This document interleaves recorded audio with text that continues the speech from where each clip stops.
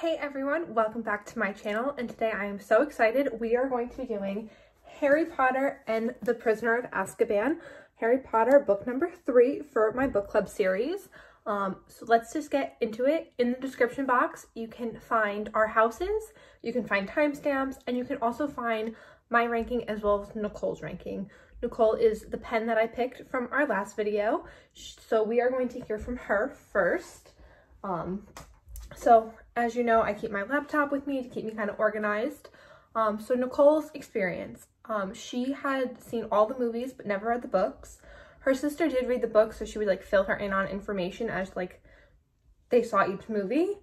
There are a couple points that I do want to point out that Nicole has pointed out through the past 2 books that we've read, but we didn't hear from her. First one is about Hagrid. She pointed out that Hagrid is designated as this safe adult for Harry, that he knows Dumbledore, he knew Harry's parents, and he also knew Harry as a baby. So he is like the safe adult. She also pointed out about Hagrid that he is drunk all the time, but it's fine. Honestly, I never picked up on that whole fact until somebody else pointed it out to me. I mentioned this in Chamber of Secrets, but it wasn't Nicole's turn, so now we can talk about it. Nicole has this theory that Percy is gay. He was so secretive in Chamber of Secrets about having a girlfriend that she's like, it was probably more of a boyfriend that he was trying to hide, just because he is so secretive and so harsh on Ginny when he thought Ginny was going to spill his secret. And we're talking about 90s, so it wasn't as accepted. So her theory is that he is gay. Something else that she has pointed out about the whole series as a whole, that Slytherin characters and the Dursleys, their description of their characters is actually pretty mean. So any character that you're not really supposed to like has a pretty harsh description. And she's really right. They're like physical description, not like their personality, but how they physically look is pretty mean. So those are just some key points that she has pointed out for the series as a whole. And now for Prisoner of Azkaban, it was her favorite movie, so she was very excited to read the book.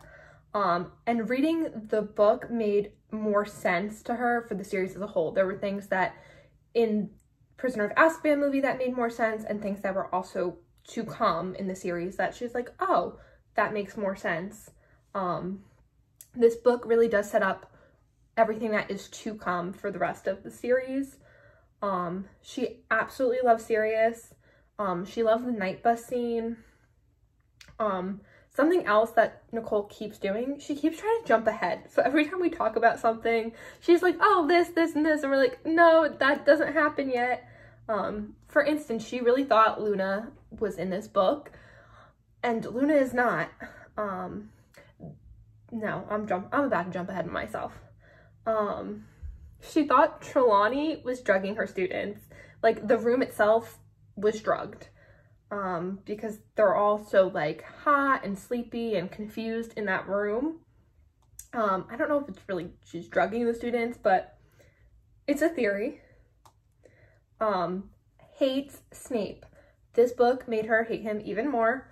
And like comparing like the book to the movie, like Alan Rickman does an amazing job as playing Snape. And I totally agree. Absolutely love Alan Rickman and his portrayal of Snape. But the movie version of Snape is a lot more calmed down than the book version of Snape. Snape is so severe in this book and as a character as a whole. So yeah, nobody really likes him. She forgot that Snape assigned the werewolf essay, and it made her laugh, and she's like, wow, it's really great foreshadowing. Really thought that the story was leading up to Crookshanks, Hermione's cat, was going to be Animagus. I felt like that too, even though I know the story, so there's definitely something extra with that cat. Loves Lupin, one of her favorite characters. I agree, love him. And this is something that I point out later on in the video, but she did agree with me that Lupin withheld information about Sirius, but her thing was he withheld out because part of him was like, Sirius was my friend, and he wants to hear what he has to say from himself, which is also why when Lupin shows up on the scene in the Shrieking Shack, that he doesn't attack Sirius right away. He kind of waits to see what Sirius has to say. She also understood why Lupin flips out on Harry when he finds out Harry has the Marauders map. Just because Lupin has so much more understanding and awareness of what's happening, that's why he freaks out. She also loves that at the end, Lupin's like, here's the map, you're probably gonna need this now. It was really sad when Lupin left. I was really sad too. One of my favorite characters, one of her favorite characters. But her thing was that for each Defense Against the Dark Arts professor, each teacher teaches them a very specific skill, a very specific spell, or a lesson that becomes so important to the characters later on in the story. Each person teaches them one vital piece of information that happens to be very important in the storyline later on, which I agree. Also said that Hermione is just too smart for her own good, and I'm going to talk about Hermione a little bit at the end for mine. So she did have some negatives for the movie, and I do this segment, but hearing it from Nicole, I thought would be pretty cool too.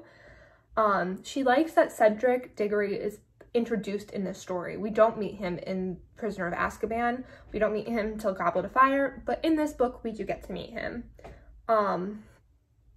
Also, there's really no true comparison that you can make between the books and the movie because there's just so much information in each book, and you just can't fit them all into movie. Like, the movies are already long enough, so if you added every single piece of information, you would just be looking at a forever long movie. But she does agree that this book in particular misses out on so much information, particularly the friendship between James and Sirius. We talked about this as a book club. We didn't realize how much about the Marauders that you learn in Prisoner of Azkaban. We thought it came kind of later in the series, but no, it's this book that you really understand their friendship and stuff. And it helped make sense of what comes later on. Also for the movie, she was really mad that Ron didn't get his owl in the movie. In the book, Sirius gives him this little owl and he doesn't get it in the movie, and she was mad about it. Okay, so that was all for Nicole. And now I'm gonna talk about like my thoughts and opinions and stuff. I tried to make this as organized as possible because I realized with each book, the series gets longer and longer and longer. So to be as organized and concise as possible, I actually broke it down by chapters. So for the first 2 chapters are kind of combined. For this book, it made me realize like Harry is so aware of how much danger he's been in and how disastrous things could have ended for him. It's really sad that he's 13 years old and he's like, I got my first birthday card, I'm so happy. Like, so sad. I love Ron and Harry's friendship. Hi, so I'm just popping in here talking about Ron and Harry's friendship. There is the whole theory that like Ron is the Hufflepuff and Harry is like a Slytherin and Hermione is a Ravenclaw, but they were all sorted into Gryffindor because they chose to be. And I do make out this point a lot through the rest of this video that Ron just shows his Hufflepuff in this book. And Harry and like their friendship, there's like a thing that Slytherins have a Hufflepuff buddy. Like Nicole is a Slytherin and I am a Hufflepuff. She calls me her Hufflepuff buddy. Ron is Harry's Hufflepuff buddy. Okay. Absolutely love it. Like when Harry finds out that Ron's family won money and got to go on vacation, he was just so happy. Also, them winning the money explains how Ron got a new wand, which I love because that could have just become a plot hole that was overlooked. But that really kind of wrapped up really nicely that Ron got a new wand, so he doesn't have the broken one anymore. Ron being like, my dad thought I shouldn't have yelled into the telephone, which she does not call a telephone, but it's really funny. Something that I noticed, the pocket sneakoscope, I'm not really sure how to pronounce that. It's just another useless invention. It like gets a certain color when someone untrustworthy is near, but it doesn't tell you who's untrustworthy or why they're untrustworthy. It just turns red that someone untrustworthy is around. The other useless invention I had pointed out was from the Sorcerer's Stone, which was the Remember-All. that just like turned red when you forgot something but didn't tell you what you forgot. Useless. So then in chapter 3, Harry is completely aware that something weird is happening because when he runs away from his family, the Minister of Magic shows up at the Leaky Cauldron and is like, oh good, Harry, there you are, and he doesn't get in trouble at all for using underage magic. Chapter 4, when Harry is staying in Diagon Alley, he is living his best life. He's getting free ice cream sundaes every half an hour. Like, what a dream for a 13-year-old boy. I mean, I would love that life, but really. Diagon Alley, really, really funny. I was like, oh, thank goodness the humor of these books are back. Chamber of Secrets, we totally lost it. Fred and George, like, were not a thing in Chamber of Secrets, and when they weren't funny, but it's back. Some really key funny things for me were the Book of Monsters. They're in the cage at the bookstore fighting with each other. And Harry's relief when he's like, oh, that's a school textbook. I thought it was Hagrid being like another illegal pet that I have to help take care of. So that was really funny. The Flourish and Blots employees' relief when Harry's like, no, I already have one. You don't need to get one. But his absolute terror when Ron and Hermione are like, we need one each. The books in the cage literally tearing each other apart. Hysterical.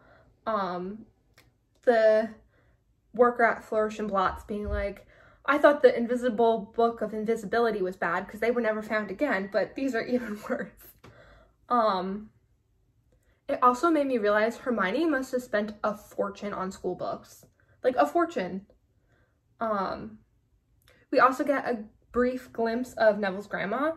I forgot that she was like there because it's a hot second, but I love Neville, especially in the books, because you get so much more about him. Hermione taking Muggle studies, even though she is a Muggle, she's like, I just want to know what Wizard's perspective of Muggles are. Such an Hermione thing. Little Ginny is back. Love Ginny. Let's see, and then we have chapter 5. We have Scabbers in Ron's pocket, and that kind of reminded me of the whole Marauders map. Fred and George having it, but never saying anything that Peter Pettigrew was in Ron's bed every night. So we talked this out as a book club, and ultimately you can find a plot hole in it, just alone on how the twins figured out how the map worked. Like, they just found this old piece of parchment in Filch's office, and we're just like, we solemnly swear we're up to no good. And then mischief managed. But we talked this out as a book club that it's just Fred and George, like, they were probably drawn to it. And they probably never said anything about Peter Pettigrew because they probably weren't paying attention at all to Ron. They were looking for secret tunnels, they were looking to cause pranks and stuff. They weren't really worried about their kid brother. So yeah, they were just like uninterested in Ron's life. But we were also like, can you just imagine like Ron bringing Hermione home, be like, guys, this is my girlfriend now, and Fred and George being like, oh, okay. What? So really funny. I just roll my eyes at Percy in this story. I never understood Lupin sleeping on the train. This is like the first time we see an adult going to Hogwarts on the train. First time a professor's on board. Super jealous of the sweets from Honeydukes. Really want sweets. Love, like I said, and I'll probably say it a bunch of times, love Professor Lupin, love Remus. And then there's like a line that he says, like, I didn't poison the chocolate. I could just hear the actor's voice saying it. This read-through was the first time I picked up Ginny having a really bad reaction to the Dementors. From her like experience from her first year at Hogwarts of being overtaken by Voldemort. So she has a really bad reaction. It's just something that's kind of brushed over, but I did notice it this time. Poor Harry being like super embarrassed that he fainted from the Dementors. I fainted in school before in front of classmates, so I totally get how embarrassing it is. I love when they get to Hogwarts, Madame Pomfrey is called because the student had fainted and she sees Harry and she's like, oh, it's you. Yeah. something I talked about in the first video, Professor Snape wanting the Defense Against the Dark Arts post.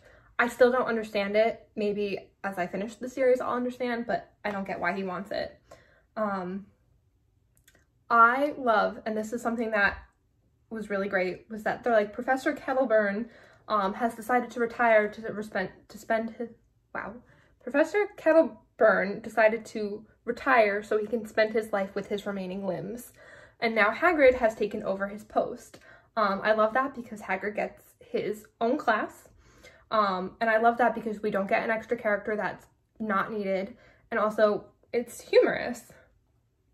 I love that Hagrid is now a professor, even though he is not a fully qualified wizard.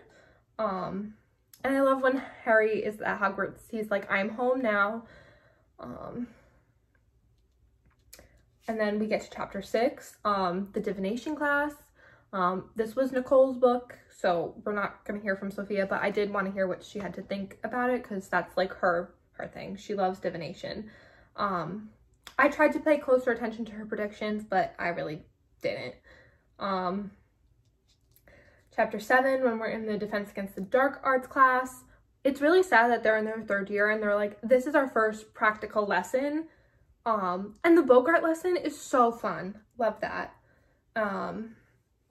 Chapter 8, we're getting another year of Quidditch. And I love how like J.K. Rowling recapped the rules and how it's played, so you're not lost in what Quidditch is. And then we find out Harry is not able to go to Hogsmeade, and I was just like, I love Hermione, but she was mothering Harry while he was so upset when he really just needed a friend to comfort him instead of someone else being like, well, it's for your own good, Harry. Like, he needs a friend, not a mom, and he already feels bad enough. Can't stand Filch. He's just so nasty. He's like, why are you walking around the castle when you should be in Hogsmeade, even though he's not allowed to go into Hogsmeade. Love that the Halloween feast, the ghosts provide live entertainment. Chapter 9 is when Snape teaches the Defense Against the Dark Arts class, and he is just brutal in this book. Like, I hate him as a character, but really brutal. Just even more so in this book. Something that I did enjoy about the writing was that Ron is going off and it says he used a word that made Hermione yell at him. So you didn't cross over into something that was more mature for the intended audience, but gives adults who are reading the book let their imagination fill in the blank. So let's see. Oh, this is the match between Gryffindor and Hufflepuff. And I love that Cedric was like, we should have a rematch because it wasn't a fair win because Harry fell off his broom because of the Dementors. And I just felt so bad for Harry. Like, he's just having a rough go. Like, Professor Snape was teaching the Defense Against the Dark Arts. He lost the Quidditch match. His broom got destroyed. Rest in peace, Nimbus 2000. Heartbreaking. He can't go into Hogsmeade.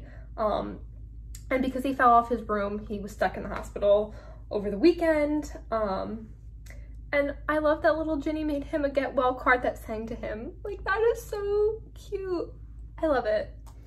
I was so heartbroken for Harry. Like, every time a Dementor comes near, he hears his mother dying over and over again. Like, that's awful and traumatizing and heartbreaking, especially for a 13-year-old boy. And then we get to chapter 10. Harry is telling Lupin that he hears his mother's death played out each time a Dementor comes near when he's asking for lessons. And I was like, that must be really, really sad for Lupin. Like, this is his best friend's child, and now he has to hear his mother dying over and over again. Like, that is just so sad. We finally actually get the Marauders map now in the story. This I forgot about, probably because it's never like mentioned again in the stories, nor is it ever talked about in the movies. But when Harry gets the Marauders map and he's trying to figure out how to get into Hogsmeade through the humpback witch statue or whatever it was, the map provides him with the password and how to get out. So that's really interesting. And then in Hogsmeade, there's something that Fudge Minister Fudge says that made me be like, oh, because it's kind of important. And he's like, I'm afraid that if we don't catch Sirius Black, it won't be that long before Voldemort rises to power again. Just something that I wanted to hold on to, because that becomes a key later on. And then we have chapter 11, the letter from the minister being like, Dear Mr. Hagrid. I keep forgetting that's not his first name. It's, wow. Rubulus. Hagrid. Anyway, Hagrid. So I was like, that's really funny. It's Dear Mr. Hagrid. This is when we find out that Buckbeak is going to be executed, and Harry and Hermione are like, we can do research, we're going to help you, we'll be witnesses at Buckbeak's trial, whatever you need. And Ron's just like, I can make tea. Okay, Ron. And then they're like trying to be like, oh, what about the flubber worms? And he's like, Hagrid's like, they were overfed, so they're dead. Like, I was so sad about that. I mean, I probably would absolutely hate them if I had to actually deal with them as a student, but it was really sad. Christmas. Love Christmas. One of my favorite holidays, and just the imagery and imagining like Hogwarts just covered in all the snow, the 12 gigantic Christmas trees in the Great Hall, all the delicious smells. Oh, like, I was jealous. What a great time. The whole storyline of Ron being overprotective and like trying to buy all these things to help Scabbers really shows his Hufflepuff in this story. I don't know how to say his name, so it's probably going to be butchered, and I'm sorry. Sir Cadron? The knight that replaces the fat lady as the painting for the Gryffindor common room. I love that at Christmas he's having a Christmas party with monks and previous headmasters in his portrait. Really great. The teenage hormones in this book are running rampant. Wow, I do not miss having them. But all the arguing between Ron and Hermione really sets up, though, what is to come with their relationship and where it's going. And then chapter 12, not a whole lot, just Oliver Wood asking McGonagall for the firebolt back and being ripped apart by McGonagall for it. We also, as a book club, talked about how Sirius could buy the broom, and at surface level you can accept it, but the further you dig into it, it definitely becomes a plot hole. Chapter 13, there's a mention about how Scabbers bit Goyle on the train when they were first years, and Fred's comment that it's Scabbers' finest hour, and let Goyle's scar on his finger remain as tribute to the rat when they thought the rat was dead. We are introduced to Cho Chang in this book. When they're practicing for Quidditch, they have Madame Hooch supervising just because of the whole Dementors thing, and she falls asleep while supervising them. Like, another great, outstanding adult for these children. Percy shows back up, really random. I mentioned in the first video for Sorcerer's Stone, I love the commentary that is used during the Quidditch matches by Lee Jordan. This way, you get Harry's focus on trying to find the snitch, but you also hear what's going on, and there's a lot of humor in his commentary, and McGonagall constantly yelling at him because he is so favoritive towards Gryffindor. I love when McGonagall tears Malfoy and the other Slytherins apart for pretending to be Dementors and trying to sabotage Harry at his game. Like, yes, McGonagall, she is just ripping them apart, and I was there for it. Chapter 14, after Sirius breaks into Hogwarts, Professor Flitwick is teaching the doors to recognize a portrait of Sirius, and I thought that was really cool. Like, he's teaching the front doors how to recognize a person. We get security trolls now to guard the fat lady painting because she is back. I also like that there's a moment where Ron and Harry stop and think. They're like, I don't understand why, Ron, you yelled and Sirius Black ran away. Like, this man killed 13 people with a single curse without a second thought, and here he was with 5 underaged wizards who weren't armed, and he just ran. I do like that they stop and think. I love when Harry's visiting Hogsmeade, he stops at the post office and he's like, look at the little baby owls. Lupin, this is where Lupin makes that really harsh comment to Harry, because he finds out he has the Marauders map. We already talked about this because Nicole explained it. Chapter 15, this is the Quidditch game. There's a moment where Hermione's crying and Ron just awkwardly like pats her head. Like, what a boy. This is where Hermione smacks Draco in the face. And in the movie, it's different, but in the book, she smacks him and then she turns around and was like, Harry, you better beat him in Quidditch. What a woman. The divination class is entertaining. And Harry has a nightmare where he shows up late to the Quidditch match, Neville having to take his spot while the Slytherins play on dragons. Really, what a nightmare. I mean, I've definitely had nightmares where I like showed up late for something super important. What's important? Right, so this was something that they mentioned. There were like 200 Slytherins in the stands for Slytherin in green at the Quidditch match, which kind of made me stop and think like how many students are actually at Hogwarts. If you're kind of just doing like roughly there's 200 students per house, and then you give or take that maybe there's some students that aren't at Quidditch, maybe some houses have more than 200 students, maybe some a little less. So I'm thinking there's around like 800 to 900 students at Hogwarts. So yeah, the stakes and pressure of this game, this is like the Quidditch final, who's gonna win the cup. It was really well written out. Like I was on the edge of my seat, and then I love everyone's reaction. Gryffindor, Hufflepuff, Ravenclaw, like all ecstatic, all freaking out because Gryffindor won the Quidditch Cup.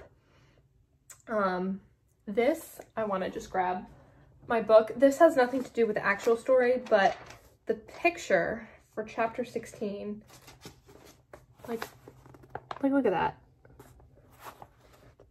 What a picture. Okay, back to the story. I love that they're talking about Harry's exams and he's in History of Magic, and he brings up like full circle of the story, like when he was eating ice cream sundaes at the ice cream store. Can't pronounce the name, I'm not gonna try. How he got help from that owner and how he remembered it and helped him really finish up that essay that he had to write for his final. Loved that. Also something I realized, I could never sit through a divination lesson. Putting my Christianity beliefs aside, because we don't believe in divination, like the room is just so hot, the smells that are described, like I could never sit there for an hour long. I'd probably pass out.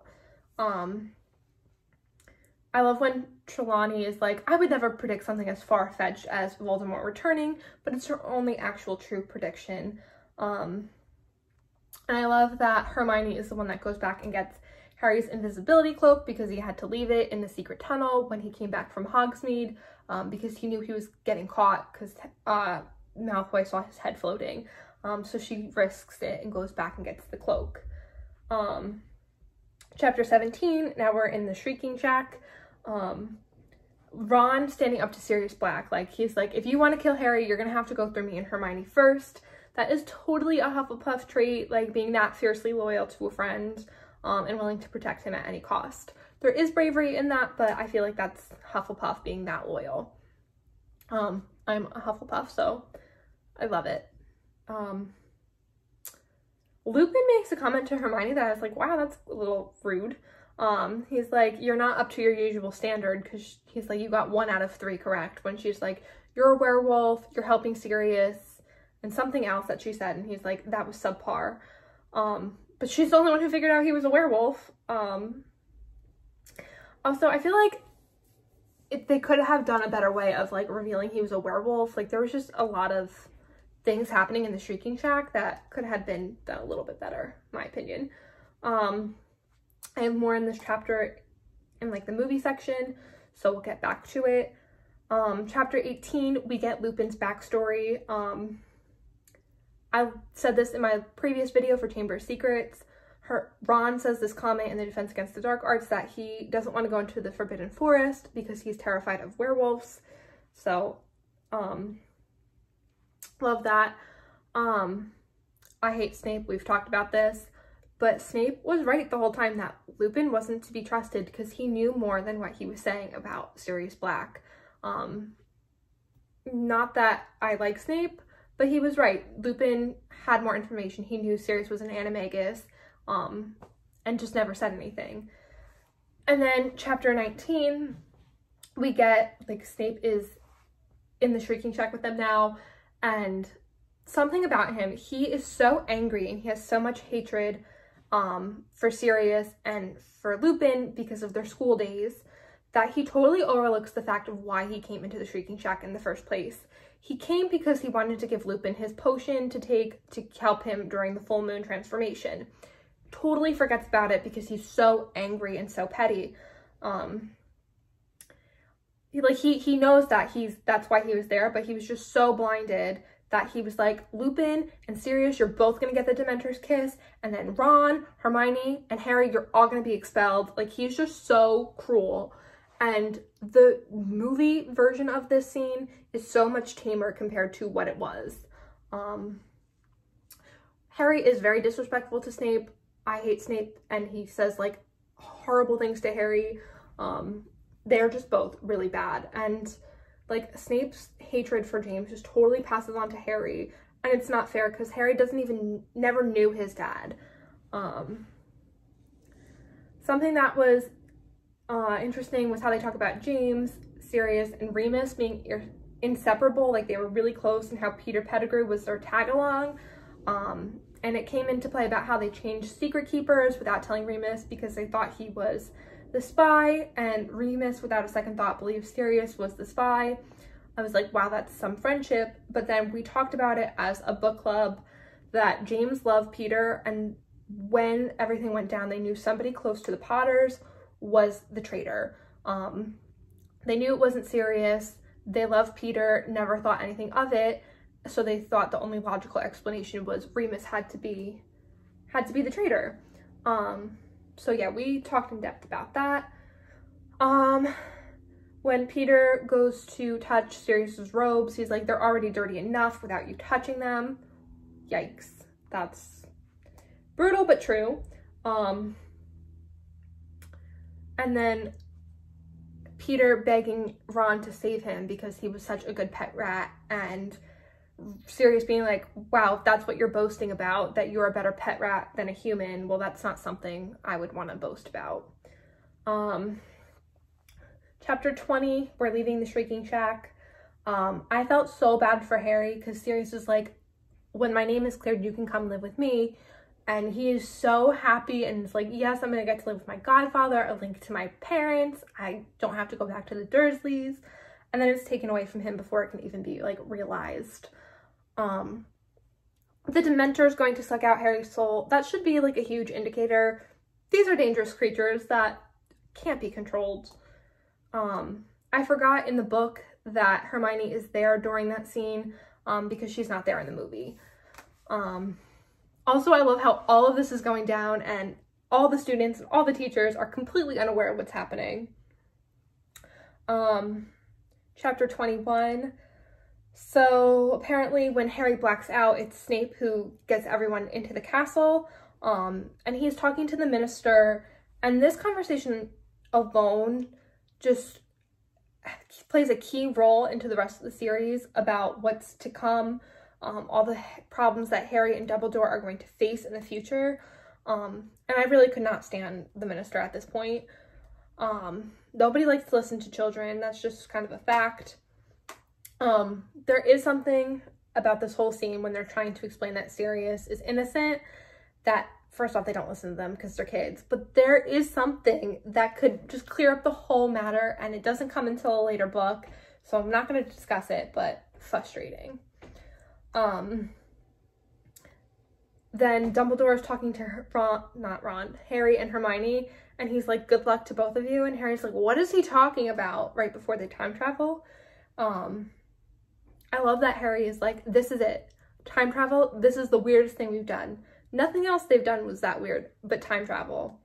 I love Dumbledore's perfect timing on how he stops seeing everyone from Harry rescuing Buckbeak. And I just love how much Buckbeak loves Hagrid, and that when he hears Hagrid, he tries to like follow him. Just absolutely like, I love that. I like in the book when they're sitting there waiting for everything to happen so they can intervene. You just see everyone coming and going. You see Hagrid coming and going, you see Dumbledore, you see the Minister, you see the executioner for Buckbeak, you see Snape, you see Lupin, all these people coming and going. I love when Harry is flying Buckbeak to rescue Sirius. The story kind of comes full circle with that. I would totally be Hermione being like, this is not fun. I'm not having a good time. Chapter 22, just some random things are kind of happening. But I love that the Minister is like, you know what, instead of Dementors, we should place dragons as security measure in front of Hogwarts. And Dumbledore's like, you know what, Hagrid would love that. I love that for Hagrid. They also mention, because Lupin earlier in the book says that the Marauders would have loved to lure Harry outside of Hogwarts, and it's addressed once again once it is revealed that Lupin is one of the Marauders. I was really, really sad when Lupin left. Knowing that Snape did end up coming out and point blank telling his students that Lupin was a werewolf, I guess that was foreshadowed with his Defense Against the Dark Arts essay that he designed, but really petty, like, just really petty. Like, it's not, yeah, like, you are trying to ruin this man's life, and he already has, like, such a hard time because he is outcast because of his status. I like Dumbledore's comment when Harry is like, Trelawney was acting strange, and he's like, stranger than usual for her. His reaction to Trelawney's second real prediction, he's like, wow, her predictions have now totaled 2. I should give her a pay raise. Love that. There's this whole speech in this chapter that Dumbledore gives to Harry when Harry's like, I really thought I saw my dad cast the Patronus. We get Percy popping back up. He just was really random in this story, just coming in and out. But he's like, the only person that ever listens to me is my girlfriend. That's true. Hermione passes Muggle Studies with 320%, and then she decides to drop the class. Good move, girl. The owl that Sirius sends is just described as like a fluffy snitch. It's so tiny baby owl. I love it. And then Ron sees that Crookshanks is like looking at it, so he pulls the owl into his hand for safety. And then when he finds out that that owl is for him, he's like, here, Crookshanks, what do you think of this thing? Is it really an owl? I love that. I just love Ron in this book as a whole. Just a thought though, how does Ron explain to his parents about his new owl and the fact that his pet rat is like gone? Just want to know. I love that we end the story at King's Cross Station again, and that you get there's a little interaction between Harry and the Dursleys where Harry's like, oh, you see this letter? It's from my godfather who's a convicted murderer. Yeah, he's like, yeah, he just wants to check up on me, make sure I'm happy, the convicted murderer. Okay, so that was all 22 chapters of this book. Some points for overall as the story. It was really funny at moments, and I really enjoyed it. You get an expansion on the world of magic. You also get more character development because now they're 13, so they are maturing. And now that they're maturing, they have a better understanding of their world around them. So that was really great. As for like Hermione, they should have made her take way less courses. Like, this is a 13-year-old girl. Like, you could have just been like, Hermione, no, you need to pick. Let her be overwhelmed. Also, they put a lot of faith into a 13-year-old child for literally allowing her to mess with time. Professor McGonagall had to write letters of like recommendation vouching for her credibility to let her mess with time. Time travel is so trippy. I'm glad it's the only book that has it. Cursed Child is not a part of my like mental part of like Cursed Child I ignore, so that just aside. This book is the only one with time travel, and I'm glad for it because it yeah. And I love in this book that everyone's forced to eat chocolate. Like, I would love that. Somebody be like, you have to eat chocolate to be medically okay. Yeah. And then now for like the movie section, pros for the movie. The scene where Marge blows up, great visually. I love that. The visual of Buckbeak is like more to the point, but I enjoyed like the book version of it better. I just think it was a good visual in the movie. The visual of the Bogart in the movie is really good. I love that. The scene is cut short, so that's kind of sad, but I did like it. The visual of the time travel is so much cooler in the movies because they like see themselves, and like the way like when they go to time travel, Ron is awake and he's like, what are you guys doing? And then like 2 seconds later they're over there and he's like, but how'd you get over there? Weren't you just there? That was really funny because in the book Ron's just knocked out from the pain in his leg from being broken. Yeah, also in the movie, like, you really just understand how much relief that they have that they succeeded. I think the movie did a better job of explaining a werewolf versus an animagus better in the book. The book kind of brushed over the whole thing. Also, I like that Snape is awake in the scene when Lupin turns into a werewolf, because in the book he is unconscious and he's just being held up by his wand as he floats towards the castle. And then things that I think are negatives for the movie. This isn't like a true negative, but the description of Oliver Wood in the book is so different from the actor they cast for Oliver Wood. I like can't see it. It's kind of makes me like a little confused. So the character of Oliver Wood when I'm reading him is just kind of blurred out. I can't really see him. The Shrieking Shack is way better in the book. There's more action going on in the book than in the movie. At one point, Sirius strangles Harry. There's another point when Harry starts beating up Sirius. There's a point when Ron, Hermione, and Sirius are in a full-out brawl together. Harry is attacked by Crookshanks. Like, there's so much happening in the book that they just cut out in the movie. Sirius, as an animagus, is his actual animal is described as bigger and a little bit more ferocious looking in the books than in the movie. Also, the thing where Harry is like, oh, I think I saw my dad cast the Patronus, like my dad saved me. And he's like, I know that sounds crazy, but everybody thought Peter Pettigrew was dead and he wasn't. So it's really not all that crazy. So I like that they actually put that in the book as an explanation where we don't get that in the movie. Okay, well, I have no idea how long this video is, but we're almost there. Next, I'm going to be pulling a pen. At this point, this is the 4th video for my book club series. We've heard from all 4 friends, and so we're just gonna pull. A refresher, we have black is for Ashely, blue is for Nicole, purple is for Sophia, and pink is for Angela. Angela is the only one we haven't heard for Harry Potter. We heard her opinion for the Vampire Diaries, so they're all in there. Everyone gets a fair chance. Let's see.